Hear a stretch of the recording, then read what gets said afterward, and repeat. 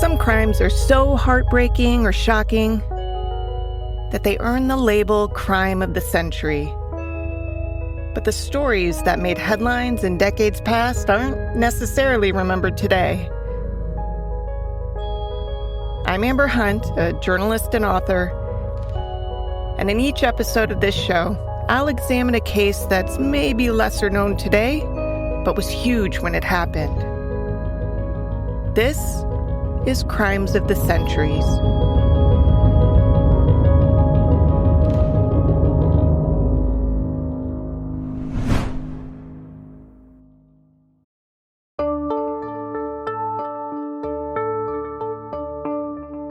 Today's story begins in 1953. This is the year Dwight Eisenhower became president, the USSR began testing the hydrogen bomb, and the United States developed a polio vaccine. It was also the year in which a farmer and minister in Oklahoma named Samuel Doss died a mysterious and painful death. Sam's doctor was flummoxed. Sam had been admitted originally around early September with searing abdominal pain and other bizarre symptoms, but he'd fought back. His doctor wasn't sure what had triggered the initial illness, but it seemed odd. Sam had always been healthy with an iron stomach. The 50-year-old had survived incredible emotional hardship too, and he'd bounced back from it. In fact, just a few months before he fell ill, he'd married for the second time in his life. It was the beginning of what should have been a beautiful second act for a man who had endured unspeakable loss. To understand that, we'll back up briefly. Sam was born in 1895 in Arkansas to parents George Doss and Nancy Mervina Keene. He was one of 7 children, 2 girls and 5 boys. And right around the time he reached adulthood, Sam joined millions of other young men in the United States by registering for the First World War draft. At that point, he listed his occupation as a farmer laborer in Chaplin, Arkansas. 6 years later, on January 31st, 1928, he married Winnie Ardis Smith, a woman 9 years his junior, in a small ceremony at her parents' house. The couple raised 6 children, 2 girls named Anna Lee and Wilma Jean, and 4 boys, Arnold George, James Monroe, Willie Joe, and Ernest Leroy. It was a pretty pleasant life, considering that most of the marriage was sandwiched between 2 world wars. In 1942, when Sam registered for the Second War's draft, he listed his occupation as self-employed farm tenant. Winnie stayed home with the children. Sam also moonlighted as a United Baptist minister. I saw newspaper briefs inviting people to attend his services. Around March 1945, the family moved from Oak Ridge, Oklahoma, into a farmhouse near a small town called Marble. April 12, 1945, was as historic a day as they come. We interrupt this program to bring you a special news bulletin from CBS World News. A press association has just announced that President Roosevelt is dead. Good evening, ladies and gentlemen.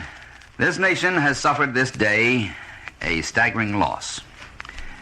Franklin D. Roosevelt, the first president to be elected for 4 terms in the White House, has passed away.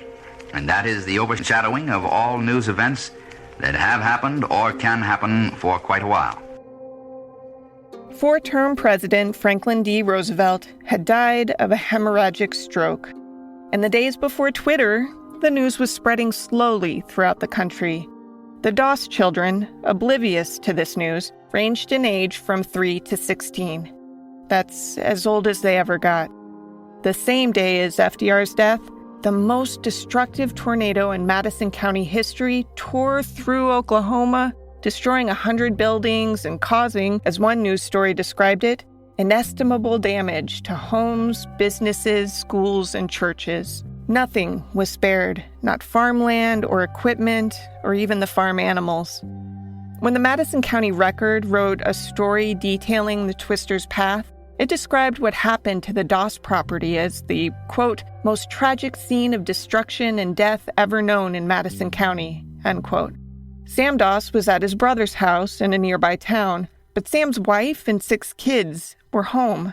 The newspaper wrote, quote, the house was picked up, tossed into a hollow nearby, and smashed into splinters. All outbuildings in the cellar were destroyed, and the canned fruit and all other supplies were blown away. Not a thing could be salvaged about the place. The bodies of the mother and children were scattered promiscuously among the ruins." End quote. Imagine going to work one normal day and coming home to a dead family and destroyed house. Now, Sam relied on his faith to get him through this horrific loss. It took years before he reached a point at which he wanted to find companionship again. Back then, one way to meet was through a personal ad in the local newspaper. A quick detour on that. Today we do online matching, and in the age of coronavirus, plenty of Zoom dates. But before that technology existed, personal ads were huge. The first documented personal ad appeared in 1727 and was posted by Helen Morrison in the Manchester Weekly Journal, that's in the UK. Society wasn't quite ready for such a thing, and because of the ad, Morrison was committed to an asylum for a month. But someone must have thought Morrison was onto something, because personal ads caught on by the early 1800s and continued well into my lifetime. I remember reading them disparagingly with friends in college while secretly loving them. They were also huge moneymakers for newspapers back in the day. But as websites like Craigslist took over, they began to disappear with all the other classified ads. Now back to Sam Doss. I'm not sure if he placed the ad or he simply responded to one he saw, but one way or another, such an ad introduced him to a woman named Nannie Hazle, called Nannie by those who knew her. At least Hazle was her maiden name. She'd also been Nannie Braggs, Nannie Harrelson, Nannie Lanning, which you have to admit has a nice sound to it, and Nannie Morton. Sam likely didn't know she'd had quite that many surnames. Being the God-fearing man he was, it seems likely he wouldn't have approved. Nannie was a charming woman, though. She was buxom and matronly. She spoke in this cutesy, folksy way. Yes, sir, I feel very good. Y'all have all been very nice to me. I've had good meals, nice warm bed to sleep in. That's Nannie talking. It's kind of hard to hear what she's saying, but you can get a sense for the way she spoke. Like Sam, she had had some difficulties in her life. Nannie had been born in 1906 to Louisa and James Hazle. This is Tori Rose, who studied Nannie's case in an honors program at the University of Texas at Austin. Her father, from all sounds, was abusive, verbally and physically. He was incredibly controlling. He didn't let any of the girls go out or interact with men really at all. He didn't let any of the kids go to school. Instead, he had them kind of work at the family farm.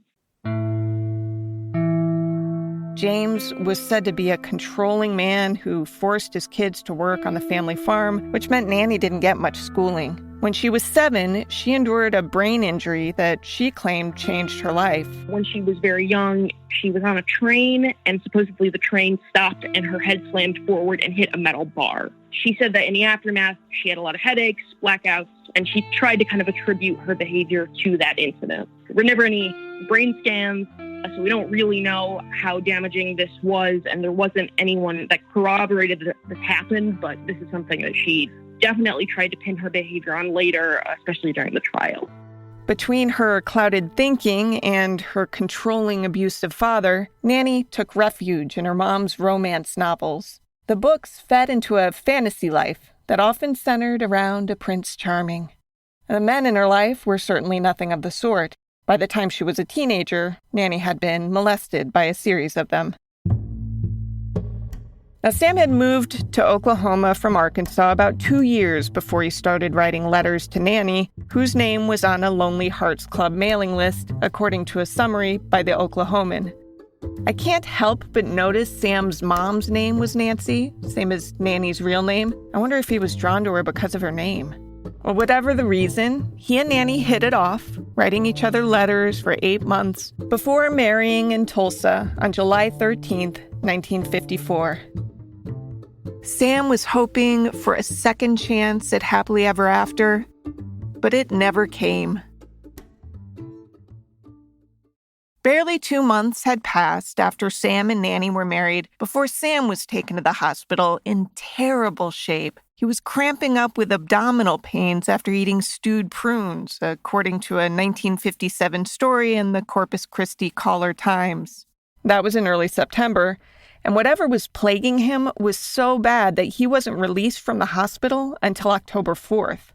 Nannie took him home. She gave him a cup of coffee. The pain came back, and Sam returned to the hospital. He died October 6th at age 58. Nannie told nurses he was a good man. It turned out that Sam's doctor, the first time around, had already suspected his patient's illness had been caused by poison. After the burial, a tip came in to the Oklahoma State Crime Bureau suggesting an inquiry. Bureau head Ray Page and homicide captain Harry Steege, I might be mispronouncing the hell out of that, but I'm sticking with it, began to investigate. They learned the brief marriage between Nannie and Sam had been strained.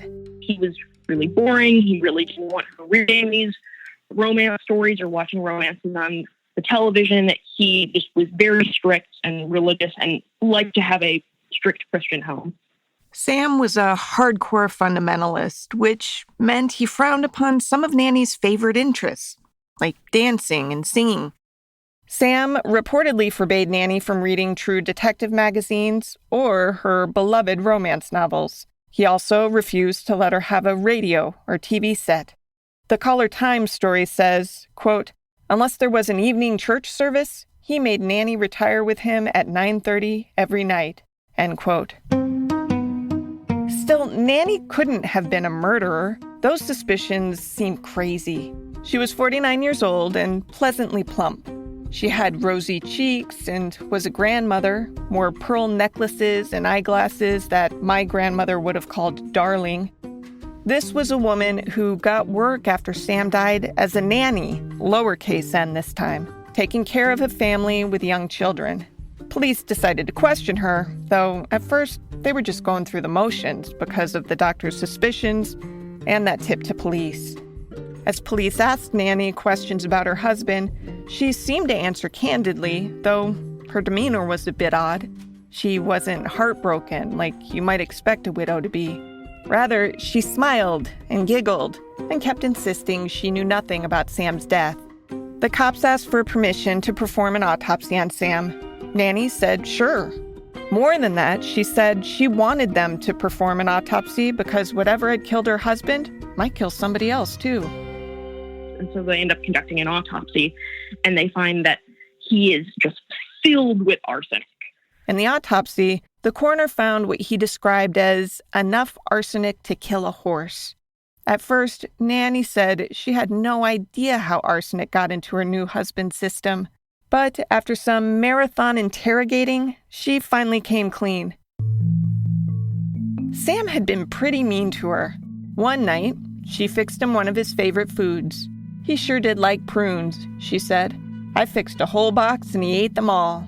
Those prunes had been liberally doused in rat poison, which contained arsenic. That didn't kill him, though. It landed him in the hospital, where he fought for his life for a few weeks. And she took him home and served him a cup of coffee. That's the dose that did him in. At that point, Nannie tries to rush to get her insurance policies that she had taken out on him, but it's so clearly evident at this point that she's the one responsible that she's arrested. So investigators had a cause and manner of death for Sam Doss. Something about Nannie's demeanor, though, compelled them to dig deeper. Nannie insisted they were wasting their time. She told police, "You can dig up all the graves in the country, you won't find any more on me." Bit by bit, they tracked the wildly winding route of Nannie's life, love, and otherwise, and discovered a trail of untimely, unexplained deaths that spanned some 30 years. Here's what they found. Nannie's first marriage was to a guy named Charlie who worked with her at a linen factory. She'd caught Charlie's eye when she was 16 because she was a pretty girl and lots of fun. The two got married May 8th, 1921 in Alabama's Calhoun County, and things went well at first. They had 5 children, one of whom died right after birth. The 4 who survived were all girls. A few years in, the couple's marriage started to suffer. Both parties were unfaithful.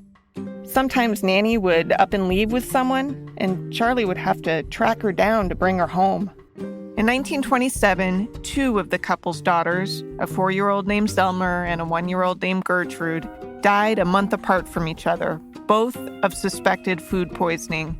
Charlie wasn't sure the deaths were accidental. Charlie left in the morning, the kids were fine. He comes back and they're very, very ill, and they die.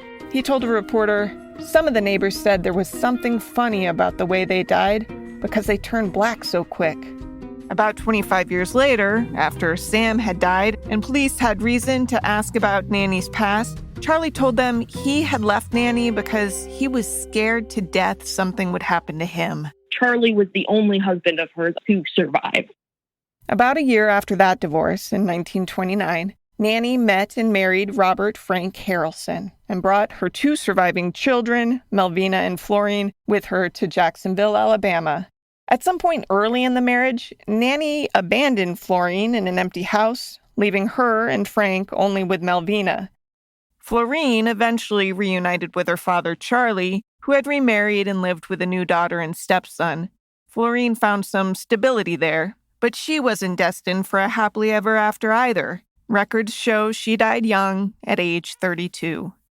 Nannie's new husband, Frank, listed as a farm laborer in the 1940 census, was apparently a romantic guy. He was a year younger than Nannie at 23 when the two met, and he liked to write her romantic poetry.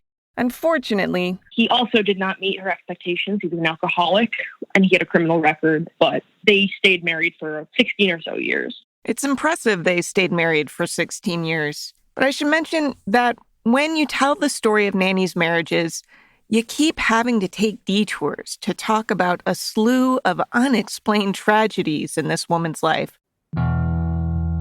For example, in 1943, Melvina, her daughter, gave birth to her own child, a son she named Robert Lee. There's a story I found on the internet that suggests baby Robert, Nannie's grandson, died a few hours after birth, but that's not true. His obituary and death records show he was actually 2 years old when he died in Nannie's care. That was July 7th, 1945. The doctors couldn't really give a great explanation. 2 months after that, 39-year-old Frank came home one night after partying, demanded sex, then raped Nannie. At least that's the story she later told. The next day, Frank mysteriously died a slow and painful death. He was only the first of Nannie's husbands to die under mysterious circumstances.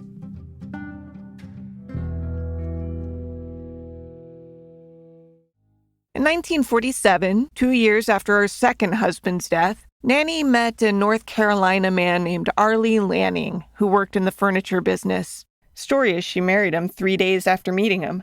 Arlie had endured his own trauma. His wife, Viola, died of cancer the year before. Looking for love once again, he placed a personal ad, according to a book called Serial Killers and Psychopaths, though the book's a bit suspect because it gets the date wrong on which Arlie dropped dead of a suspected heart attack. The book says it happened in 1950, but Arlie's death appears on the North Carolina Death Index dated February 16, 1952. He didn't die right after his supposed cardiac arrest. Rather, he languished in the hospital for 3 painful days before Nannie became a widow for the second time.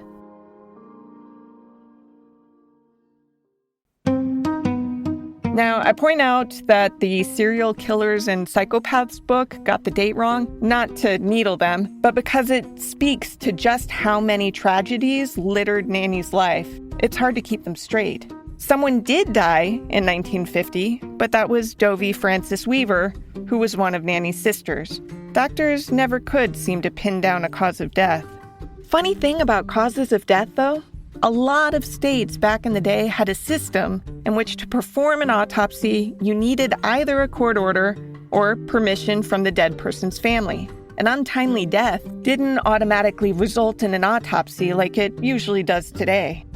Nannie was often a witness to these deaths, as well as the decedent's next of kin. She told coroners there was nothing suspicious about the deaths, and the coroners apparently believed her.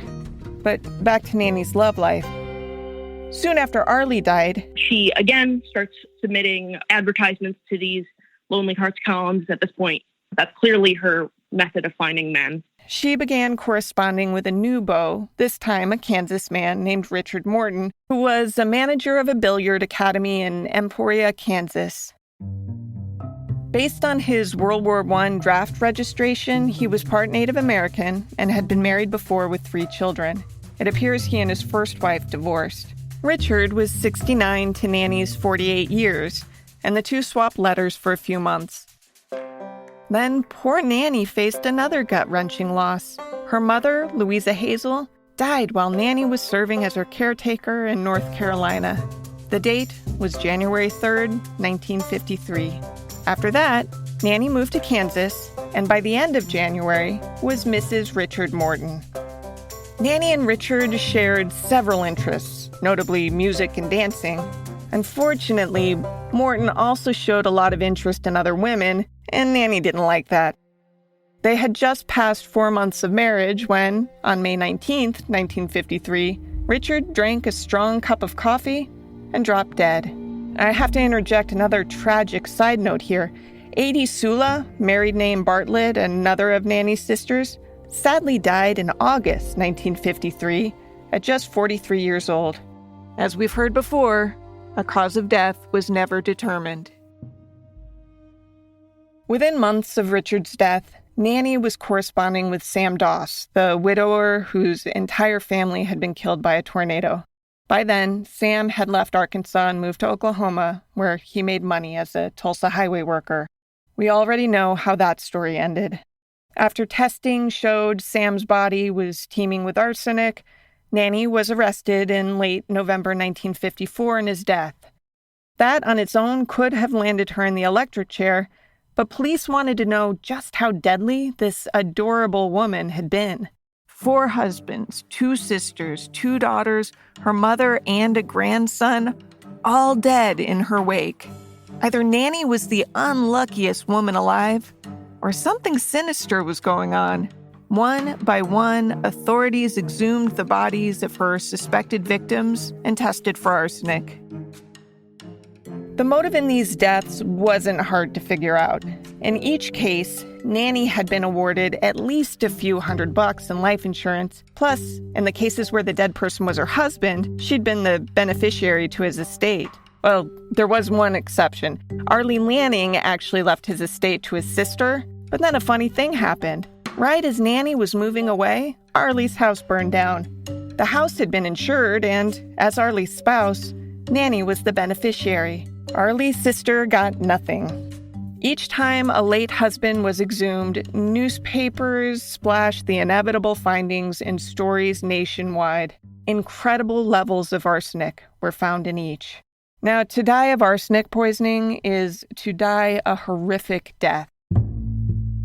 Arsenic's a naturally occurring element you can find in food and soil, even water and air. But while it's natural, it can also be quite deadly. It can make someone sick either from a single large dose or from repeated small doses. Here is a very excited doctor on a show called The Doctors explaining some of the symptoms. Stomach cramps. You can have problems swallowing. You can get this bizarre metallic taste in your mouth.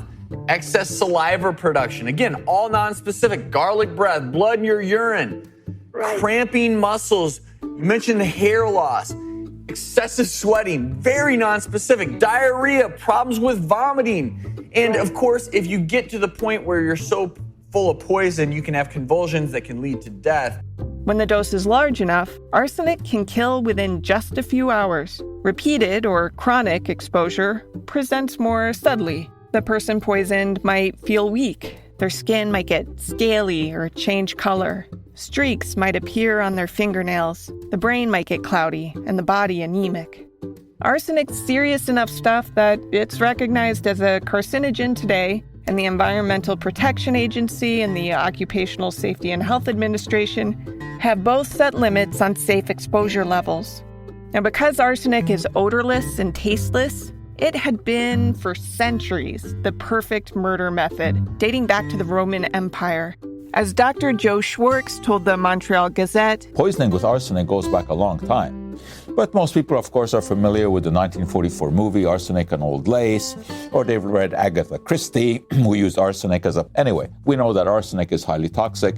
It's not surprising that royalty was worried about being poisoned, mostly by arsenic, and kings had tasters. And of course, they could dispense with the taster, or if the taster perished, they knew not to partake of the food. Arsenic use began to slow down after a British chemist named James Marsh developed a test in 1836 to detect even tiny amounts of arsenic in blood, urine, hair, and fingernails. By the time Nannie's loved ones began dropping dead from arsenic poisoning, doctors knew well how to test for it. The problem was, they couldn't get an autopsy without Nannie's consent, so they never tested for arsenic and instead attributed the deaths to other ailments, like heart attacks or food poisoning. Now that the bodies were being tested, police were building a solid case against Nannie, though she at first denied all but Sam Doss's murder. She was, initially, a reluctant witness. She even denied knowing Richard Morton, her fourth husband, until her interrogators showed her proof of 5 insurance policies totaling $1,400 and naming her as beneficiary. Nannie supposedly chuckled, "Well, you got me trapped. I guess I did know him." Newspapers that started running the wire stories about Nannie often ran her photo alongside the headlines. The first that made the rounds was a picture of Nannie looking straight at the camera and smiling this huge, "I'm gonna come pinch your cheeks" smile, while being escorted by county investigator Ross Billingsley for questioning. The next photo that circulated was Nannie, identified in the caption as Nannie Morton Lanning Doss. They forgot her first 2 surnames, Hazle and Braggs. In the picture, she's smiling at the camera again, this time with a bit more subtlety, like a mother-in-law posing for a wedding portrait. Standing next to her is one of the homicide detectives who grilled her for 2 days straight. These photos of Grandma Nannie were so at odds with the stories running alongside them. She looks like this, like old granny. She's like definitely older. She's kind of a little pudgy in the face. She looks like someone that, would bake cookies and then give them to neighborhood children. She does not look like someone you would expect to have killed 4 husbands and 2 children and a grandchild. It was grueling work, but interrogators eventually got a confession to each husband's murder. Each time she admitted to one, she would claim that it was the only other one she had done and, quote, "My conscience is clear," end quote. Then interrogators would press some more, and she'd cheerfully begin her next confession. One wire story read, quote, "Prolonged grilling of the smiling, talkative widow by relays of officers over the weekend produced signed statements from her admitting each husband's death. Calmly smoking a cigarette, she related in detail how she put the poison into the food and drink of her mates, each from a different state," end quote. It was a slow, exhausting process for investigators. The interrogation sessions lasted hours on end. That said, Nannie wasn't the most unpleasant killer they'd ever encountered. At one point, she noted that the investigators looked weary and said, "I feel awful bad about keeping you fellows up this way. I'm sorry to be so much trouble." If you're reading her story just without digging very deep, you'll just kind of think, oh, she's killing for money, that's what's happening. But it's not really that clear because she wasn't really killing for money. When she was asked why she was killing, she said she was looking for the romance of a lifetime. For each murder, she offered what she clearly considered a solid motive. Frank Harrelson beat her, she said. With Arlie Lanning, she'd been jealous because he was so popular with the ladies. Her reason for killing Richard Morton was similar. About him, she said she blew up when she found out he'd been running around with another woman and had even bought some rings. Sam Doss was mean to her, so she poisoned him twice. After killing the men, she took care in choosing their epitaphs. According to a December 1954 Wire story, on their tombstones, she had engraved messages like, "We will meet again," "Darling, how we miss thee," and "God be with you." The Tulsa World reported that authorities found in Nannie's possession 27 pictures of Sam's body at his funeral. They'd been taken by photographers she hired for the event.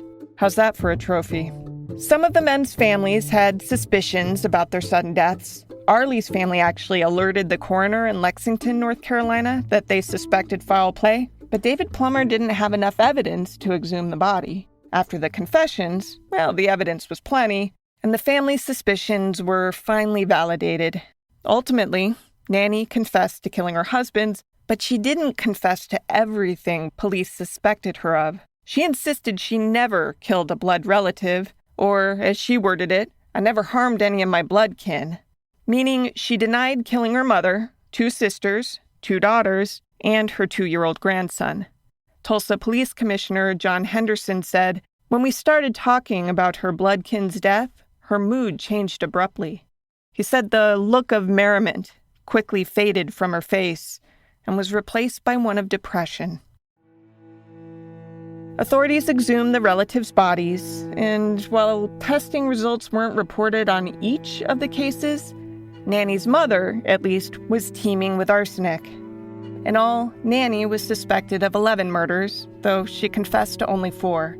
The 7 question marks are the 6 relatives mentioned, whose deaths seem likely to have been by her hand, and Arlie's 85-year-old mother, whose likely wasn't. That Nannie would confess to 4 and no more doesn't lend much weight to the denials in my mind, though. It's amazing how many cases there are in which suspects confess to one aspect of the crime, but not another, as though they're somehow absolved if they did something bad, but at least it wasn't that bad. For a bit, it appeared Nannie might be aiming to mount an insanity defense. Her court-appointed attorney straight up told the judge who arraigned her that his client was crazy. The descriptions of her that appeared in the newspaper stories must have helped. She supposedly smiled and laughed while describing the agonizing deaths she inflicted. During her confessions, she paused to pretty herself up and then allowed television cameramen into the room while authorities continued asking questions. She chuckled and gave folksy-sounding answers that, had they not been describing murder, might well have sounded charming. Her demeanor was like nothing anyone had seen before in a killer, and it earned her some memorable monikers. She was called the Giggling Granny, the Giggling Nannie, the Jolly Black Widow, the Lonely Hearts Killer. Psychiatrists observed her for 90 days at Eastern State Hospital in Veneta, Oklahoma, and said she was mentally defective. Nannie herself pointed to that childhood head injury she had sustained, telling a jail matron that she began thinking crooked after that. "I don't understand those big legal words," she said after one hearing. "They said something about a mental checkup, and I guess I need one. Maybe those docs at the hospital will teach me to think straight." In the end, a Tulsa County jury ruled she was sane. She told investigators that her real crime was desperately wanting the perfect relationship, a good, clean romance. If you're wondering why divorce wasn't sufficient, it's a fair question. The answer probably is connected to the life insurance money that she cleaned up. Nannie ultimately didn't plead insanity, though. What she pleaded was guilty, and she did it with a smile. She made it plain that she didn't feel remorse. "My conscience is still clear," she said. It was also clear that she had had no plans of stopping after killing Sam Doss. Before she'd poisoned Sam for the first time, she had already started a relationship with a North Carolina man named Coy Faust. After Nannie's face was plastered across newspapers nationwide, Coy pulled out the 2 snapshots of Nannie he kept in his wallet. "I'm the luckiest man alive," he said, telling reporters that he and Nannie had been dating for 6 months. Nannie asked him to marry her several times, he said, but he declined. Whatever the reason, intuition, maybe, fear of commitment, it probably saved his life. He told reporters, "I had $2,500 worth of life insurance, and it looks like now they might have had to pay off on it if I had married her." Faust apparently wasn't the only new man in Nannie's life either. Dairy farmer John Keel, another North Carolinian, said he had been corresponding with Nannie since October, the same month Sam died, and Keel found himself falling for her.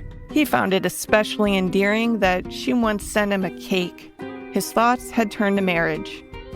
Nannie's guilty plea could have cost her life through Oklahoma's death penalty, But Judge Elmer Adams decided it would be a poor precedent to make her the first woman sentenced to death in Oklahoma. He gave her a life sentence instead. Before long, though, Nannie was actually complaining about having been spared. Life was boring behind bars, she said. For some strange reason, her offers to work in the kitchen preparing food for fellow inmates had been rebuffed. She told reporters who interviewed her that she wished North Carolina or Kansas would charge her with one of the other murders so she might be sentenced to death and just get it over with. Nannie's case was so bizarre, so counter to the typical image people have when envisioning a serial killer, that it of course was national news. The early stories literally ran in dozens of states, many times on the front page. It helped that Nannie's victims spanned at least 4 separate states, allowing reporters in those areas to write localized versions. But the ramifications of her case went far beyond train wreck gawking. It has a real place in forensics history. The same year Nannie was arrested and pleaded guilty to murder, a movement swelled to reform the system that had let her get away with killing so many men undetected. For example, this is from a December 1954 story in the Rocky Mount Telegram out of North Carolina. Quote, "These ghastly and almost unbelievable revelations have touched off some interesting consequences in North Carolina. There have been renewed and proper demands for overdue reform of North Carolina's archaic coroner system." End quote. North Carolina wasn't the only state to weigh changes. See, at the time of Nannie's murders, much of the country was on a coroner system. As I mentioned earlier, autopsies generally were done only with family consent or a court order. Some places did have medical examiners, but the rules overseeing death investigations were basically non-existent.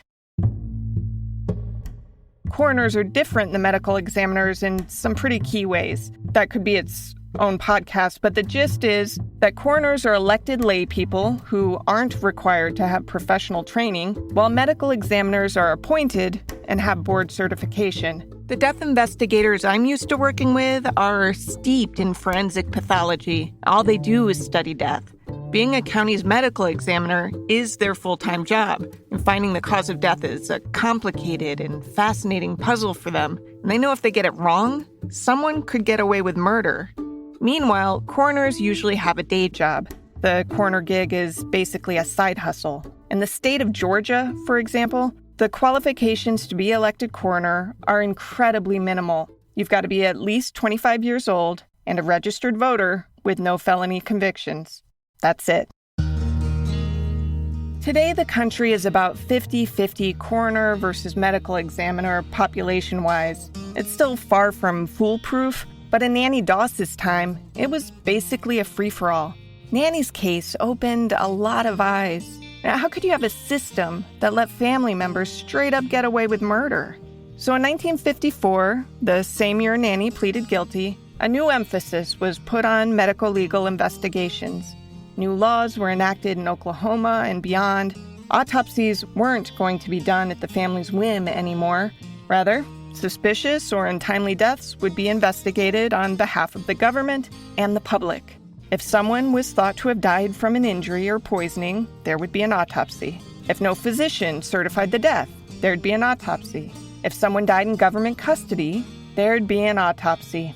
The framework that laid out these guidelines was called the Model Postmortem Examinations Act of 1954. Nannie's case came to an official close 10 years to the day after she was sentenced to life in prison for Sam's murder. She'd been sick with leukemia while held at a state penitentiary in McAllister. After being transferred to an Oklahoma City hospital for treatment, she succumbed on June 2nd, 1965. It was reportedly a much more serene death than she'd allowed any of her victims. Most of my sources were contemporary newspapers, though I found a few tidbits via book excerpts. Comparing old stories with newer ones, I realized there's an impressive amount of hearsay that's been adopted as fact over the decades, so I did my best to tease out and set aside the bullshit. Crimes of the Centuries is a production of the Obsessed Network. To learn more about its shows, go to obsessednetwork.com. This case was researched by me, Amber Hunt, and produced by Garrett Tiedemann.